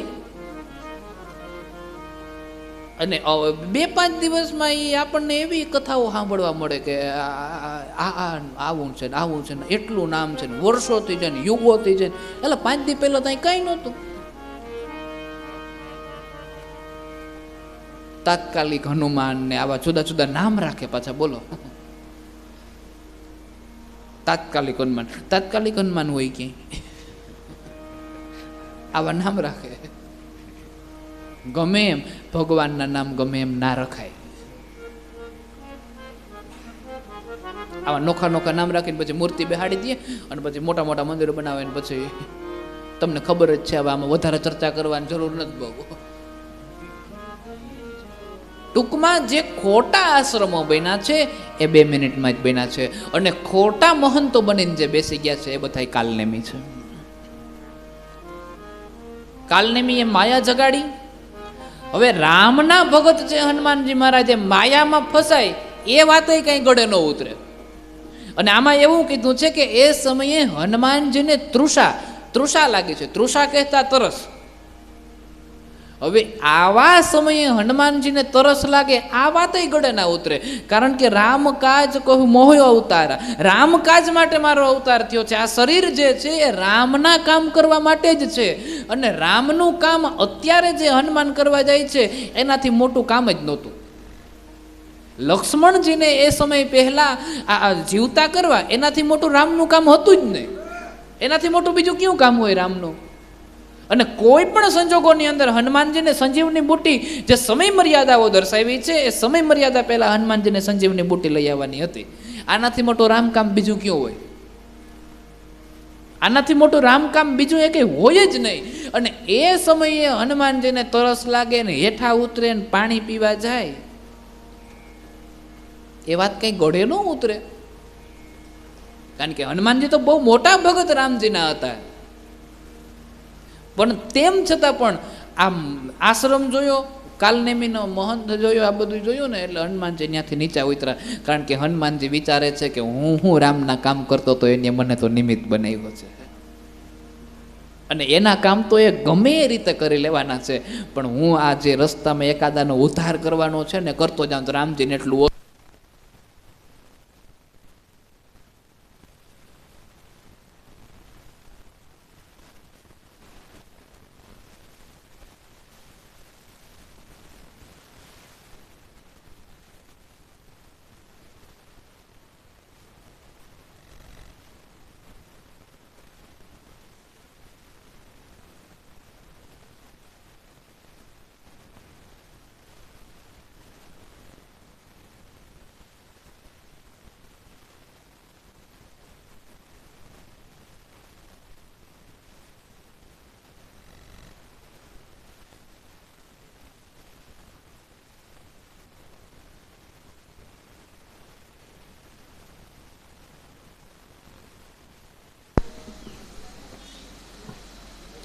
એટલે રામજીને એટલું ઓછું, એમ એટલા કામ ઓછા કરવા. અને ત્યારે હનુમાનજી ત્યાંથી નીચે ઉતરા અને કાલનેમીને એટલું જ જોતું હતું કે હનુમાનજી નીચા ઉતરે એમ. પછી હનુમાનજી જેવા નીચે ઉતરા ને એટલે હનુમાનજીને કાલનેમીએ કીધું કે આવો આવો હનુમાનજી, હું તમારી જ વાટ જોતો હતો, મને તમારા જેવા શિષ્યની બહુ જરૂર હતી, તમે જો મારા શિષ્ય થઈ જાઓ તો તમારો ઉદ્ધાર થાય. શિષ્ય થાય તો ગુરુનો ઉદ્ધાર થાય, કે ગુરુ મળે તો શિષ્યનો ઉદ્ધાર થાય? જે ગુરુ સામે હાલીને શિષ્યનો સ્વીકાર કરે છે એમાં સમજવું કે આમાં ક્યાંક ભેદ છે. ગુરુ ક્યારેય સામે હાલીને શિષ્યને બોલાવે જ નહીં કે તું આવીને મારો ચેલો થાય એમ. આ તો શિષ્યએ શોધતા શોધતા જવું પડે, ગુરુની સેવા કરવી પડે, અને ગુરુની સેવા કરીને ગુરુના મનને રાજી કરવું પડે, અને પછી જો એ શિષ્યપણું સ્વીકારે તો યોગ્ય. ગુરુ ક્યારે સામે આડીને શિષ્ય ન બનાવે કે તું મારો ચેલો થઈ જા, તું મારો ચેલો. એ તો પૈસા હાટું થયું કહેવાય. ઘણા ન દોડતા હોય કે પૈસાદાર વ્યક્તિ હોય એની પાછળ દોડે એમ, અને પછી એને ચેલા બનાવે. હવે હનુમાનજી છે એ કાલનેમીની વાતને સાંભળી, અને કાલનેમીની વાતને સાંભળીને પછી હનુમાનજીએ શું કીધું ખબર? એ કે એ બધું તો ગુરુ મહારાજ ઠીક, તમે મને ચેલો બનાવો અને એમાં તમારો ને મારો બેયનો ઉદ્ધાર થાય, પણ એ ચેલો બેલો ને એ બધું પછી પેલા પાણી આપો. તરસ લાગી છે. ભૂખે ભજન ના હોઈ ગોપાલા, यह लो अपनी कंठी माला. હનુમાનજી કહે છે ગુરુદેવ ભૂખા પેટે ભજન ના થાય, અને અહીં બહુ તરસ લાગી છે ને અહીંયા ઉતરા ભેગો નથી તમે પાણીનું પૂછ્યું, નથી તમે બીજું કઈ પૂછ્યું, બરાબર તમારે મને ચલો બનાવ લેવો. ભૂખે ભજન ના ઓઈ ગોપાલા યહ લોય અપની કંઠી માલ. અને તમે જો એવું કહો કે મારો ચેલો બનાવીને ભૂખા પેટે રહેવું જોઈએ, નિર્જળા વ્રત કરવું જોઈએ ને ભૂખું રહેવું જોઈએ ને ઉપવાસ કરવા જોઈએ, તો આ કંઠી માળ આલ્યો. આપણે નથી જોતા, આપણે જ ભૂખું ન રહેવાય. આપણે તો ખાવા પીવાનું ભરપૂર જોઈએ એમ. અને કાલનેમી સમજી ગયો કે હનુમાનજીને કંઈક શંકા પડી છે, એટલે કાલનેમી ઓહો હાચી હું ભૂલી ગયો, તમે આવ્યા છો ને થાક્યા હોય ને મારે તમને પાણી દેવું છે, એક કામ કરો તમે પેલા સામે જળાશય છે ને એમાં સ્નાન કરી આવો. સ્નાન કરી, કારણ કે આ ગુરુ શિષ્યની દીક્ષા, મારે તમને દીક્ષા આપવી છે. હા, અને દીક્ષા આપવી એટલે પેલા તમારે સ્નાન કરવા જવું પડે. સ્નાન કરીને પાછા ફરો પછી હું તમને દીક્ષા આપું. હનુમાનજી સ્નાન કરવા જાય છે અને કથા કંઈક એવી છે કે ત્યાં કંઈક સ્ત્રીઓ સ્નાન કરતી હોય ને એ બધી સમજાવી દે છે કે આ કાલનેમી છે ને આ રૂપ ધારણ કરીને આવ્યા છે ને. હનુમાનજી કે બધી ખબર છે મને, હું બધું જાણું છું. વળી પાછા આવ્યા, પછી પાછા આવીને હનુમાનજીએ મુદ્દો મૂક્યો. આ મુદ્દો બહુ મહત્વનો છે. હનુમાનજીએ એવું પૂછ્યું એ કે ગુરુદેવ તમારા જેવા ગુરુ મને મળે તોય હું ભાગ્યશાળી, મારા જેવો શિષ્ય તમને મળે તો તમે ભાગ્યશાળી. આ બધી વાત સાચી, પણ તમે ગુરુ દક્ષિણા શું લેહો? ઈ પેલા ચોખવટ કરી નાખીએ. વળી પાછું તમે ગુરુ દક્ષિણા હાટું થઈને જો મને ચેલો બનાવતા હોય ને પછી તમે માગો ને મારી પાસે ના હોય ને તમે મારો ત્યાગ કરી દો, તો પછી ખોટું થાય ને. અને એમાંય હજી બીજો રસ્તો કહું તમને, કદાચ તમે મને દીક્ષા આપો ને તમારી ભક્તિ મને લાગી જાય ને હું અહીંયા સમાધિમાં બેસી જાઉં તો તમારી દક્ષિણા ને બધું રે એમને સમાધિમાંથી તો કેદી જાગું કોને ખબર. તમારો મંત્ર જો બળવાળો હોય અને મને લાગી જાય અને હું અહીંયા ભજન કરવા બેસી જાઉં મને સમાધિ, તો તમે તમારી સેવા અને તમારી દક્ષિણા અને બધું પડ્યું રહીએ. એના કરતાં દક્ષિણા પહેલાં આપી દઉં અને પછી. અને કાલનેમી કે શું દેવી છે દક્ષિણા? તો કે હનુમાનજી મહારાજ કે એક કામ કરો, ઉભા રહ્યો. એમ કરીને એક મુષ્ટિકાનો પ્રહાર માર્યો ને કાલનેમીનો ન્યાન્ય ઉદ્ધાર થઈ ગયો કે આ દક્ષિણા. એક જ મુષ્ટિકાનો પ્રહાર માર્યો છે અને કાલનેમીનો ઉદ્ધાર થઈ ગયો. અને ઉદ્ધાર છે એ હકીકતે ગુરુ દક્ષિણા જ છે ને, એનાથી મોટી દક્ષિણા બીજી કઈ હોય? કાલનેમીનો ઉદ્ધાર કર્યો છે ભગવાને. હનુમાનજી મહારાજ ફરી પાછા ત્યાંથી ઊભા થયા, ઉડ્યા છે. સંજીવની બોટીનો પહાડ લઈને જતા હતા, ત્યાંથી પાછા ફરતા હતા. અને પાછા ફરતા હતા એ સમયે ભરતજીને હનુમાનજી મહારાજ દેખાણા. હવે રાક્ષસોમાં પણ જે માનવ સ્વરૂપને જોવે છે, રાક્ષસોમાં પણ જે માફ કરજો, રાક્ષસોમાં પણ જે રામને જોવે છે, રાક્ષસોમાં પણ જે રામના ચહેરાને જોવે છે, એ ભરતને આજ હનુમાનજીમાં રાક્ષસ દેખાણો. એ ભરતને આજ હનુમાનજીના ચહેરાની અંદર, રામ ભક્તના ચહેરાની અંદર રાક્ષસ દેખાણો. એને એમ થયું કે આ પહાડ લઈને કોઈક રાક્ષસ જાય છે, અને પહાડ લઈને કોઈક રાક્ષસ જાય છે, એ રાક્ષસ અમારી અયોધ્યા નગરીનો વિનાશ કરવા માટે આવ્યો છે. ક્યાંક આના ઉપર પહાડ મૂકે તો અયોધ્યાનો નાશ થઈ જાય. એટલે હનુમાનજી મહારાજને રામ ભક્તમાં પણ રાક્ષસ દેખાણો. એટલે કાન સુધી બાણ ચડાવ્યું ધનુષનું, અને એ ધનુષ જેવું માર્યું હનુમાનજીને લઈ ગયું. હનુમાનજી નીચે પડ્યા, પર્વત ઉપર જ રહી ગયો. હનુમાનજી નીચે પડ્યા છે. આ કારણ ભરત અહીંયા હનુમાનજીની અંદર અંશ અંદર રહેલું જે અભિમાન હતું એને ભાંગવા માંગતા હતા. પગમાં બાણ વાગ્યું છે. હવે આપણે બધા હનુમાનજીને માથે તેલ રેડીએ. હકીકતે અહીં ગોઠણમાં રેડવાનું છે, કારણ ગોઠણમાં બાણ વાગ્યું હતું ને, તેલ રેડવાથી ગોઠણના ઘા રૂજાય. અને આપણે માથે રેડીએ, આખા તેલ તેલ કરી દઈએ. ક્યાં ચડાવવું એ ખબર નથી પડતી. ગોઠણ ઉપર ચડાવવાનું હોય. ગોઠણ ઉપર ચડાવવો હોય એટલે જેને જે ભરતના બાણથી જે ઘા લાગ્યો તો એ ઘા રૂજાઈ જાય. આપણે કોઈ પણ જ્યારે વસ્તુનો ઘા લાગે ત્યારે આપણે તેલ સેજ ગરમ કરીને પછી એને ચડા. હનુમાનજીને તેલ ચડે શું કામ?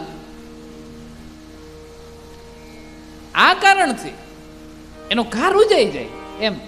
અને આપણે જાય તે માથે રેડે બરાબર, હનુમાનજીને દાઢી ને મૂછો ને વાળ ને બધા તેલ તેલ તેલ માપે ચડાવાય. આ ઘા રૂજાય ને એટલા માટે તેલ ચડાવવાનું હોય. પરમાત્માની સુંદર લીલા છે, સુંદર દ્રશ્ય છે.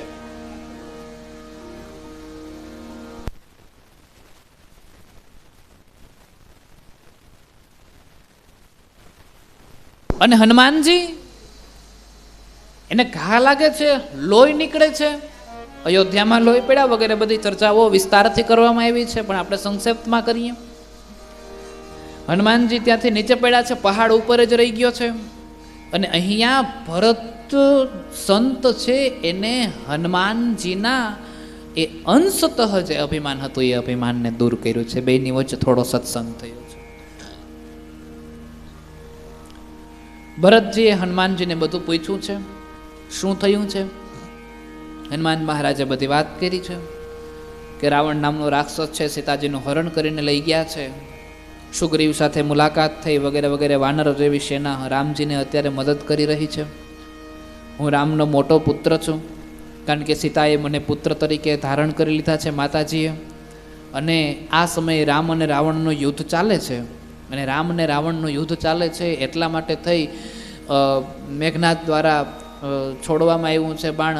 લક્ષ્મણજી મહારાજ મૂર્છિત થયા છે. સુષેણ વેદે કીધું છે કે સંજીવની બુટી લઈ આવો. રસ્તામાં કાલનેમીની કથા વગેરે સંક્ષેપ્તની અંદર કરી અને ભરતજીને હનુમાનજી મહારાજે બધી કથાઓ સંક્ષેપ્તમાં કરીને સંભળાવી. ભરત થોડા દુઃખી પણ થયા. અને પછી ભરતજીએ હનુમાનજીને એવું કીધું છે કે કાંઈ વાંધો નહીં, તો અત્યારે તમને રોકવાનો કોઈ અર્થ નથી, તમે જાઓ રામની મદદ કરો. અને ત્યારે એવું કહેવાય છે કે ભગવાન જાય છે રામની મદદ કરવા માટે થઈ. અહીંયા જેવા આવ્યા છે હનુમાનજીની સમક્ષ એ પવિત્ર ભાવથી જે વિદ્યાઓ હતી વગેરે ચર્ચાઓની વાત થઈ છે. સંજીવની બુટી લગાવી અને લક્ષ્મણજીની જે મૂર્છા હતી એને જાગ્રત અવસ્થાઓમાં કરવામાં આવી છે. લક્ષ્મણજી જાગ્યા છે. યુદ્ધની ફરી પાછી શરૂઆત થઈ છે. લક્ષ્મણજી જાગ્રત થયા. રાવણ કુંભકર્ણ પાસે ગયો અને કુંભકર્ણ પાસે જઈ અને રાવણ કુંભકર્ણને જગાડે છે. હૃદય લાય ભેટેવું પ્રભુ ભ્રાતા, હરસે સકલ પાલુ કપિવ્રાતા, પુનિ કપિ બેદ તહા પહુંચાવા, જેહી વિધિ તબ હી તાહી લે આવા. હનુમાનજી જેવા સંજીવની બુટી લઈને આવે છે. વૈદ્ય દ્વારા ઉપચાર કરવામાં આવ્યો છે. લક્ષ્મણજી જાગ્યા છે. યુદ્ધની ફરી પાછી શરૂઆત થઈ છે. અને હવે યુદ્ધની શરૂઆત થઈ એ સમયે યહાવૃતાંત દશાનન સુનેવું, અતિ વિષાદ પુનિ શિર ધુનેવો. રાવણને જ્યાં વાતની ખબર પડી કે લક્ષ્મણ તો જાગ્રત અવસ્થાની અંદર પાછા જાગી ગયા છે, રાવણ પોતાના માથા કૂટવા માંડ્યો કે ઓહો હો હો, આ શું થયું, આ શું થયું. રાવણ પોતાના માથા કૂટવા લાગ્યો છે. અને એ બાદ રાવણ કહે છે કે હવે શું કરું. ત્યારે વ્યાકુલ કુંભકર્ણ પહી ગયે, કહી બહુ જતન જગાવત પય. રાવણ કુંભકર્ણ પાસે ગયો અને કુંભકર્ણ પાસે ગઈ અનેક પ્રકારના ઉપાયો કર્યા છે. અનેક પ્રકારના ઉપાયો કરીને પછી કુંભકર્ણને જગાડ્યો છે. કુંભકર્ણ જાગ્યો છે. પણ માણસ જ્યારે સવારે વહેલો ઉઠે એટલે માણસને ટેવ હોય ઉઠતા પહેલા ચા જોઈએ. અને જો ઉઠા ભેગી ચા ન મળે તો ધનોત પનોત મંડે નીકળવા. ઘરમાં કાંઈક ને કાંઈક થાય. આ થાળીઓ ઉડે ને, ચમચા ઉડે ને, વાટકા ઉડે ને, રકાબી ઉડે ને, ગલાસ ઉડે ને, નવીન નવીન થાય જે કોઈ દી ના થયું એવું થાય. હા, ઘણા માણસોને ટેવ હોય ઉઠા ભેગી ચા જોઈએ. રામ નામ પછી પેલા ચા. કુંભકર્ણ ને ઉઠ્યો હજી મૂળ માણસ ઉઠે એટલે આપણે ને કંઈક હજી મૂળમાં નથી, એમ થોડુંક જાગ્યા પછી થોડોક ગાડી હજી નથી બોલી શું કે કંઈક કહેવાય હવે ઇંગ્લિશ શબ્દ જે હોય મને તો ઓછું આવડે. પાટે નથી ચડી. હા, એ જે કહેવાતું હોય એ તમે જાણો. ગાડી હજી પાટણ એટલે કુંભકર્ણ જાગ્યો છે પણ ગાડી પાટે નહોતી ચડી. એટલે પાટે ચડાવવા હાટું હવે વ્યાસપીઠ પરથી વર્ણન કરવું અઘરું છે, પણ એક ચોપાઈની અંદર કહું છું. મહ શિખાઈ કરી મદિરા પાના, ગરજા વજ્રઘાત સમાના, કુંભકર્ણ દુર મદરન રંગા, ચલેવું દુર્ગતજી સેનન શંગા.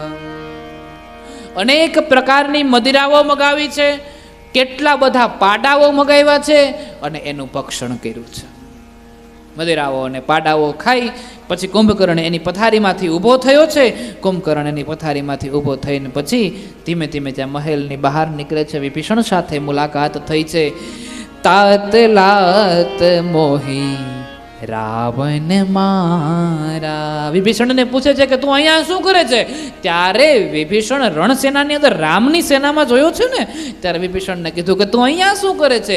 ત્યારે વિભીષણે રાવણને કુંભકર્ણને એવું કીધું કે રાવણે મને પાટું મારીને કાઢી મૂક્યો છે. તાત લાત મોહી રાવણ મારા, કહત પરમ હિત મંત્ર બિચારા. વિભીષણની સમક્ષ જ્યાં બધી જ વાત થઈ છે, વિભીષણે સત્ય હકીકત કહીને સમજાવી છે. પરમાત્માની સુંદર લીલા છે. રામ અને રાવણના યુદ્ધની અંદર કુંભકર્ણ જાગ્યા છે. કુંભકર્ણ જાગ્યા છે અને પછી એવું કહેવાય છે, સંભય દેવ કરુણાનિધિ જાનેવું, શ્રવણ પ્રયંત શરાસન તાનેવું, બિશિખની કર નિશિચર મુખ ભરેવું, તદપી મહાબલ ભૂમિ ન પરે. કુંભકર્ણ અતિ ભયાનક આક્રમણ કરે છે અને અતિ ભયાનક આક્રમણને કારણે બધા જ દેવતાઓ અને વાનરો અને રામજીનું સૈન્ય ડરી ગયું છે. રામજીનું સૈન્ય ડર્યું છે એટલે રામજીના અંદર પ્રભાવ જાગ્યો અને રામના મનને એમ થયું કે દેવતાઓ બધા ભયભીત થયા છે, હવે મારે કંઈક લીલા દર્શાવવી જોશે. બાણના ધનુષ્યને હાથમાં લીધું છે. હાથમાં લઈ અને બાણના ધનુષ્યને કાન સુધી ખેંચ્યું. કાન સુધી ખેંચીને બાણને છોડ્યું છે. એક બાણમાંથી અનેકો બાણ થયા છે. એ કુંભકર્ણના મુખમાં અને શરીરમાં વાગ્યા છે. કુંભકર્ણ એક ઘાયલ અવસ્થાની અંદર પૃથ્વી ઉપર પડ્યો છે ને પૃથ્વી ઉપર પૃથ્વીને જાણે ફાટી પડી હોય એમ કુંભકર્ણ પૃથ્વી ઉપર પડ્યો છે. ભયાનક રાક્ષસનું રૂપ હતું અને રાક્ષસી સ્વરૂપથી એ કુંભકર્ણ પૃથ્વી ઉપર પડ્યો અને કુંભકર્ણનો ઉદ્ધાર થયો છે, મૃત્યુ થઈ છે. કારણ કે ભગવાનના હાથે ઉદ્ધાર જ થાય, ભગવાનના હાથે મરાય નહીં, ઉદ્ધાર થાય. ઉદ્ધાર થયો છે. કુંભકર્ણ જ્યારે મૃત્યુ પામ્યો છે ત્યારે કુંભકર્ણના શરીરમાંથી નિંદ્રા દેવી સ્વરૂપ જ્યોતિ પ્રગટ થઈ અને નિંદ્રા દેવી સ્વરૂપે જ્યોતિ પ્રગટ થઈ એ ભગવાન રામ પાસે ગઈ અને રામને પ્રાર્થના કરતા નિંદ્રા દેવીએ એવું કીધું કે હે પ્રભુ પરમાત્મા, તમે મારું ઘર ભાંગી નાખ્યું. હવે આપણે કોઈ ઘરમાં રહેતા હોય ને ઘર કોક પાડી નાખે પછી આપણે રહેવા ક્યાં જવું? સરકાર આપણા ઘરને પાડી નાખે પછી આપણે સરકારને કહીને અમને રહેવાની વ્યવસ્થા કરી દો. એટલે કોક આપણું ઘર પાડી નાખે આપણે રહેવા ક્યાં જવું? એમ નિંદ્રા દેવી કુંભકર્ણનું ઘર, કુંભકર્ણ નિંદ્રા દેવીનું ઘર કારણ કે કુંભકર્ણ જેટલી નિંદર કોણ કરતું? કોઈ નહીં. એટલે નિંદ્રા દેવી રામના ચરણોમાં ગઈ અને રામના ચરણોમાં જઈને નિંદ્રા દેવીએ કીધું કે તમે મારા ઘરને તોડી નાખ્યું એટલે હવે મારે ક્યાં રહેવું એ ભગવાન મને આજ્ઞા આપો. અને ત્યારે ભગવાને કીધું કે જ્યાં મારી કથા હાલતી હોય ત્યાં જાય ત્યાં નીંદર કરજે. એટલે અહીંયા તો બહુ સારી વ્યવસ્થા છે ને લગભગ કોઈ હોતું નથી.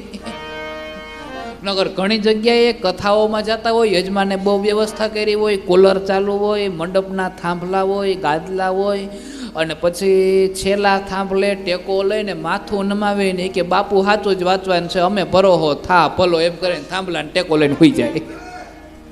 અને આમે રામ નામનું સ્મરણ થતું હોય ને જોવું હોય તો જોજો નીંદર એ વધારે આવશે. રામ નામની કારણ કે ભગવાનના આશીર્વાદ છે કે જ્યાં મારી કથા હાલતી હોય ત્યાં જાજે ને વાસ કરજે. એટલે લોકો આવે ને થાંભલાને ટેકો લઈને થા ભલો એમ કરીને હોઈ જાય. થાંભલાનો અર્થ આપણા સમાજમાં ગુજરાતી હોય, ગુજરાતી ભાષા થાંભલાના લોકોએ થાંભલાનો અર્થ કાઢ્યો છે. આ જગતમાં બે પ્રકારના માણસ હોય છે. એક થાંભલા જેવા માણસ હોય છે જે સમાજને ટેકો આપે. થાંભલાનું કામ શું તો ટેકો આપવું એમ. થાંભલાને ટેકો લઈને માણસ ઊભે, થાંભલાને ટેકો લઈને માણસ બેસે, માથું રાખીને પછી નીંદર કરે, આવી બધી થાંભલાને ટેકે થાય. એમાં જગતમાં માણસો થાંભલા જેવા હોય છે કે જે કોઈ પ્રગતિ કરતું હોય એને ટેકો આપે, હાથ પકડીને સાથે હાલે, અને સમાજમાં એનો સંસાર કઈ રીતે હાલે ને એની નામના કઈ રીતે વધે એવી રીતે એને થાંભલા તરીકે ટેકો આપે. અને આ જગતની અંદર જેમ થાંભલા છે ને એમ ઘણાય ખીપા છે. અને ખીપાનું કામ શું? જમીનમાં ખૂતા હોય ને પગમાં ઠેહ આવે ને પાડે. એમાં દુનિયામાં માણસો ખીપા જેવાય છે કે અમુક માણસો ટેકા આપે ને અમુક ખીપા હોય પાડે.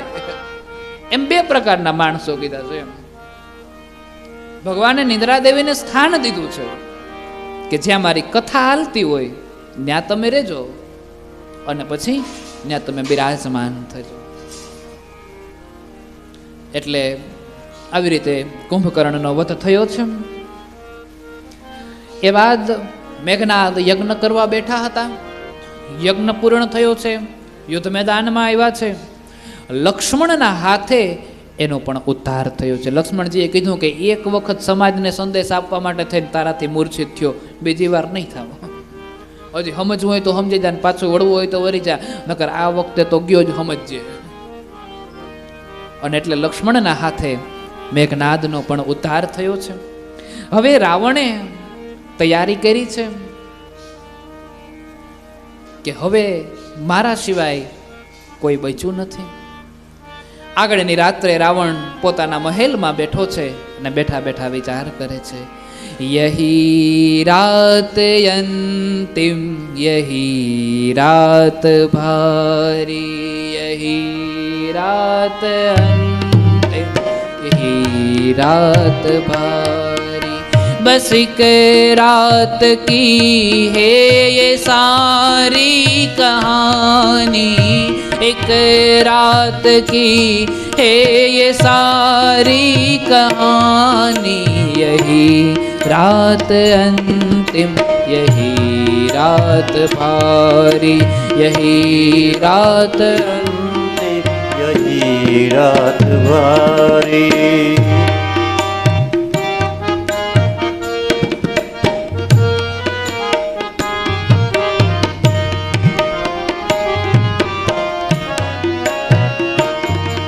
यही रात अंतिम, यही रात भारी. यही रात अंतिम, यही रात भारी.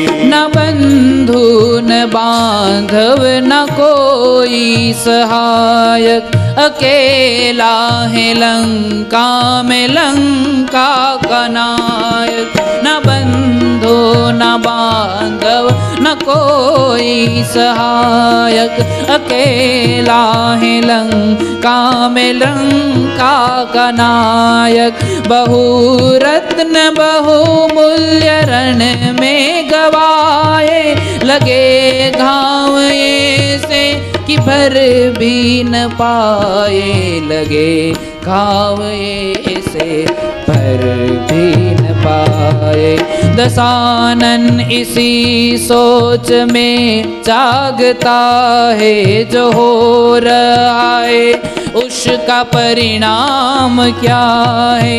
दशानन इसी सोच में जागता है जो हो रहा है उसका परिणाम क्या है जो बाजी है अब तक न जीती न हारे यही रात अंतिम यही रात पारी यही रात अंतिम यही रात पारी यही रात अंतिम यही रात આ અંતિમ રાત છે ને આજ રાત ભારી છે. રાવણ બેઠા બેઠા વિચાર કરે છે, હે ભગવાન માનવ તો સમજેગા ઇતના. અહીંયા રામજી પણ બેઠા બેઠા વિચાર કરે છે. હે ભગવાન માનવ તો સમજેગા ઇતના. જો ભગવાન માનવ સ્વરૂપે શું રામાનંદ સાગર લખે છે, એની કલ્પના શું છે. જો ભગવાન માનવ તરીકે આ ધરતી ઉપર અવતાર ધારણ કર્યો હશે તો એટલી સમજણ એનામાં જરૂર આવશે કે માનવ કે જીવન મેં સંઘર્ષ કિતના. માણસ તરીકે જો ભગવાન આ પૃથ્વી ઉપર આવ્યા છે તો ભગવાન વિચાર કરશે કે માનવના જીવનમાં સંઘર્ષ કેટલો છે. હે માનવ કે જીવન મેં સંઘર્ષ કિતના विजयंत धर्म वीरों की होगी पर इतना भी सहज नहीं ये मोती इतना भी सहज नहीं ये मोती. અંતે તો ધર્મની જ વિજય થાય છે પણ એટલું જ સરળ નથી આ મોતી હાથમાં પ્રાપ્ત કરી લેવું વિજયનો. એટલું સરળ નથી. પરમાત્મા જો હશે માનવ તરીકે આવ્યા હશે તો આ સમજશે કે સંઘર્ષ બહુ છે. બહુત હો ચુકી युद्ध में व्यर्थ हानि बहुत हो चुकी युद्ध में व्यर्थ हानि पहुँच जाए परिणाम तक अब कहानी पहुँच जाए परिणाम तक अब कहानी वचन पूर्ण हो देवता सुख भारी यही रात अंतिम यही रात भारी. મંદોદરી વિચારે ને સીતાએ વિચાર ચારે ચાર જણાઓ એક જ કલ્પનાની અંદર બેઠા છે કે હવે શું થશે હવે શું થશે હવે શું થશે. સમર મેં સદા એક હી પક્ષ જીતા. યુદ્ધમાં એક જ પક્ષની જીત થાય છે, બે પક્ષ જીતા હોય એવું આ દુનિયામાં ક્યારેય નથી બેન. સમર મેં સદા એક હી પક્ષ જીતા જય હોગી મંદોદરિયા કી સીતા. મંદોદરીની વિજય થશે કે સીતાની વિજય થશે એની આજે જગતમાં કોઈને ખબર નથી ભગવાન. किसी मांग से उसकी लाली मिटेगी. કોઈ પણ એકના માંગમાંથી સિંદૂર નીકળી જવાનું છે. किसी मांग से उसकी लाली मिटेगी कोई एक ही कल सुहागन रहेगी. નિર્ણય પાકો છે, બેમાંથી એક કોક કાલે સુહાગન રહેશે, બાકી એકના માંગમાંથી નાલી મીટી જશે. યા ઝુકના પડેગા યા મિટના પડેગા ભલા અધર્મ પાપ. જોજો શું કીધું છે, કાં ઝૂકવું પડશે ને કાં મળવું પડશે. ક્યાં સુધી પાપ ધર્મને સામે લડી શકશે? એક જ પરિણામ, કાં ઝૂકવું પડશે ને કાં મરવું પડશે. यही रात अंतिम यही रात भारी यही रात अंतिम यही रात भारी. રાવણ આખી રાત્રિ વિચાર કરે છે. વહેલી પ્રભાતનો સમય થયો, રણ મેદાનમાં ગયો, અનેકો સાથે યુદ્ધ થયા છે. વિભીષણના મનની અંદર વિચાર આવ્યો છે કે આજ રાવણ યુદ્ધ મેદાનમાં ઉતરવાનો છે, પરિણામ ભયાનક છે. અને રાવણ મેદાનમાં ઉતરવાનો છે, સૈન્ય નથી, એટલા માટે ભગવાન રામ પણ ન્યાયની સાથે લડવા માંગે છે કે એ એકલો છે તો હું એકલો લડીશ. અને ત્યારે વિભીષણજીએ વિચાર કર્યો છે કે રાવણની સામે લડવા માટે રથની જરૂર પડશે. વિભીષણે રથની સહાયતા કરી છે. ભગવાન રામ એ રાવણની સાથે અનેક રીતે લડે છે, અનેક રીતે લડે છે. જેવા બાણના ઘા કરે છે, મસ્તક કપાતા જાય છે ને એની જગ્યાએ બીજા મસ્તકો આવતા જાય છે. રાવણ મનોમન વિચાર કરે છે. વિભીષણની સમક્ષ જોયું છે, વિભીષણને ટકોર કરી છે કે આ કેમ મરતો નથી. ત્યારે વિભીષણ રામને એમ કહે છે કે હે ભગવાન, આખે આખો તમારા ચરણમાં આવી ગયો તોય તમે હજી પરીક્ષા કરવા માંગો છો કે મારા મનમાં ભેદ છે કે નહીં. એમ તેજીને ટકોરો બહુ હોય. અને વિભીષણને ભગવાન રામ પૂછે છે, શું પૂછે છે કે રાવણ કેમ મળતો નથી. અને ત્યારે વિભીષણ મનમાં મંદ મંદ હાસ્ય કરતા કરતા કહે છે કે ભગવાન, બધુંય જાણો છો ને છતાંય પૂછો છો. ઘણા માણસોના આવી ટેવ હોય, ખબર બધી હોય તે છતાંય આપણને પૂછે કે આવું કેમ થયું, આવું કેમ થયું, આવું કેમ થયું. ભગવાન બધી વસ્તુઓની જાણ છે ને તે છતાં તમે મને પૂછો છો. અને પૂછતા હોય ને મારી પરીક્ષા જ કરવા માંગતા હોય તો વિભીષણ કહે છે, લ્યો હું તમને કહી દઉં, એની નાભીમાં અમૃત છે. અને આપણા બધાની નાભીમાં જ અમૃત હોય. કર્મનો કુંભ નાભીમાં હોય છે, કારણ કે જન્મ થાય ત્યારે નાભીથી જ જોડાયેલા હોઈએ છીએ. અનેક પ્રકારના બાણો માર્યા છે. 30 બાણ ગયા. 31મું બાણ ભગવાને કાન પર ચડાવીને જ્યાં એ ફણસને એવી રીતે છોડ્યું છે, એ 31મા બાણ રાવણની નાભીમાં પડતાની સાથે રામ રામ રામ રામ કરતો રાવણ પૃથ્વી ઉપર પડ્યો છે.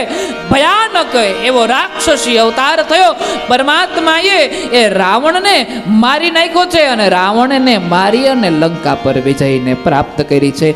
બોલ રામચંદ્ર ભગવાન કી જય. મંદોદરીએ ખૂબ વિલાપ કર્યો છે. વિભીષણને રાજ તિલક આપ્યું છે. રાજ તિલક આપતા વિભીષણ ભગવાનને એવું કીધું છે કે આપ મારી સાથે મારા ઘેર પધારો. ભગવાન કે ઘેર આવવાનો સમય નથી, માં ભરત રાહ જોવે, જો એક દિનનું મોડું થાય ને તો મારો ભાઈ વયો જાય. એટલે તારે મારી મદદ જ કરવી હોય તો એક કામ કર, હું વેલો ને વેલો અયોધ્યા પહોંચું ને એવું કામ કર. વિભીષણ પુષ્પક વિમાન મંગાવે છે. બધા જ ધીમે ધીમે ધીમે ધીમે કરતા કરતા એ પુષ્પક વિમાનમાં ચડી જાય છે. પુષ્પક વિમાનમાં ચડીને પછી એવું કહેવાય છે કે બધા એ વિમાનની અંદર બેસા છે. રામેશ્વર ગયા, રામેશ્વરની આરતી કરી છે. ચિત્રકૂટ ગયા, ગંગાજીમાં ચરણ ધોયા છે, વગેરે બધી ચર્ચાઓ થઈ છે. કેવટ સાથે મુલાકાત, આ બધી જ કાર્યો કર્યા છે. અને પછી હનુમાનજીને કીધું છે કે આપ અયોધ્યા જઈને સંદેશ આપો કે રામ આવે છે. અને હનુમાનજીને સંદેશ દીધાવો છે. બટુક સ્વરૂપની અંદર પરમાત્મા પધાર્યા છે. હનુમાનજીએ સંદેશ આપ્યા છે, રામ પધારે છે. આખા અયોધ્યા વાસીઓ ખુશ થયા છે. અહીંયા લંકા કાંડ પૂર્ણ થાય છે. અને પછી ઉત્તરકાંડની જે શરૂઆત છે એ ઉત્તરકાંડ આપણે આવતીકાલથી શરૂઆત કરીશું. આઈએ આ કથાને આજે અહીં વિશ્રામ આપીએ.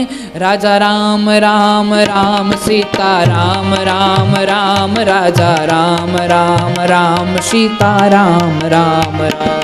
રાજા રામ રામ રામ સીતા રામ રામ રામ રાજા રામ રામ રામ સીતા રામ રામ રામ. રાજા રામ રામ રામ સીતા રામ રામ રામ રાજા રામ રામ રામ સીતા રામ રામ રામ. રાજા રામ રામ રામ સીતા રામ રામ રામ રાજા રામ રામ રામ સીતા રામ રામ રામ. રાધે શ્યામ શ્યામ શ્યામ રાધે શ્યામ શ્યામ શ્યામ રાધે શ્યામ શ્યામ શ્યામ રાધે શ્યામ શ્યામ શ્યામ. રાધે શ્યામ શ્યામ શ્યામ રાધે શ્યામ શ્યામ શ્યામ રાધે શ્યામ શ્યામ શ્યામ રાધે શ્યામ શ્યામ શ્યામ. ઉમા શિવ શિવ શિવ ઉમા શિવ શિવ શિવ ઉમા શિવ શિવ શિવ ઉમા શિવ શિવ શિવ. ઉમા શિવ શિવ શિવ ઉમા શિવ શિવ શિવ ઉમા શિવ શિવ શિવ ઉમા શિવ શિવ શિવ. રાજા રામ રામ રામ રાજા રામ રામ રામ રાજા રામ રામ રામ રાજા રામ રામ રામ. રાજા રામ રામ રામ રાજા રામ રામ રામ રાજા રામ રામ રામ રાજા રામ રામ રામ. રાજા રામ રામ રામ રાજા રામ રામ રામ રાજા રામ રામ રામ રાજા રામ રામ રામ. રાજા રામ રામ રામ રાજા રામ રામ રામ રાજા રામ રામ રામ રાજા રામ રામ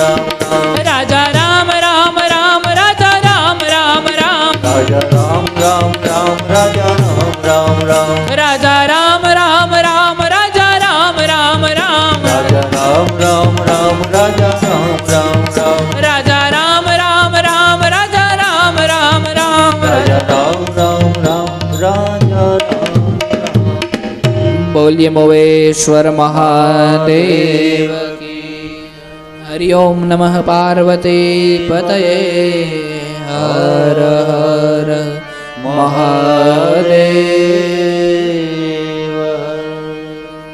આઈએ બધા બહેનોને વિનંતી છે આરતી કરવા માટે આગળ વધારે.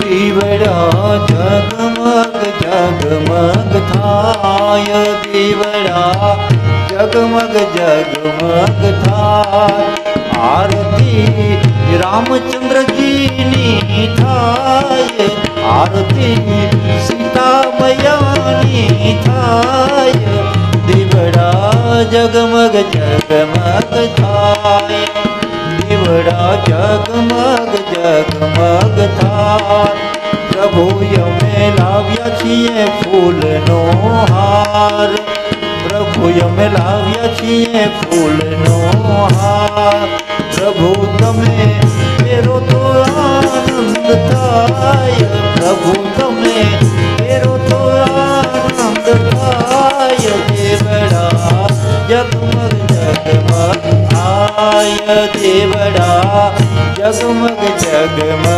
થાય દીવડા જગમગ જગમગ થાય દીવડા જગમગ જગમગ થાય કર્પૂર ગૌરમ કરુણાવતારમ સંસાર સારમ ભુજગેન્દ્રહારમ સદા વસંતમ હૃદયારવિંદે ભવમ ભવાની સહિતમ નમામિ મંગલમ ભગવાન શંભુ મંગલમ વૃષભધુજા મંગલમ પાર્વતીનાથ મંગલાયતનો હરિ સર્વમંગલ માંગલ્યે શિવે સર્વાર્થસાધિકે શરણ્યે ત્રંબકે ગૌરી નારાયણી નમોસ્તુતે નારાયણી નમોસ્તુતે નારાયણી નમોસ્તુતે નારાયણી નમોસ્તુતે નારાયણી નમોસ્તુતે બોલીએ રામચંદ્ર ભગવાન કી જય હરિ ઓમ નમઃ પાર્વતી પતયે હર હર મહાદેવ ગંગે હર નર્મદે હર જટા શંકરે હર હર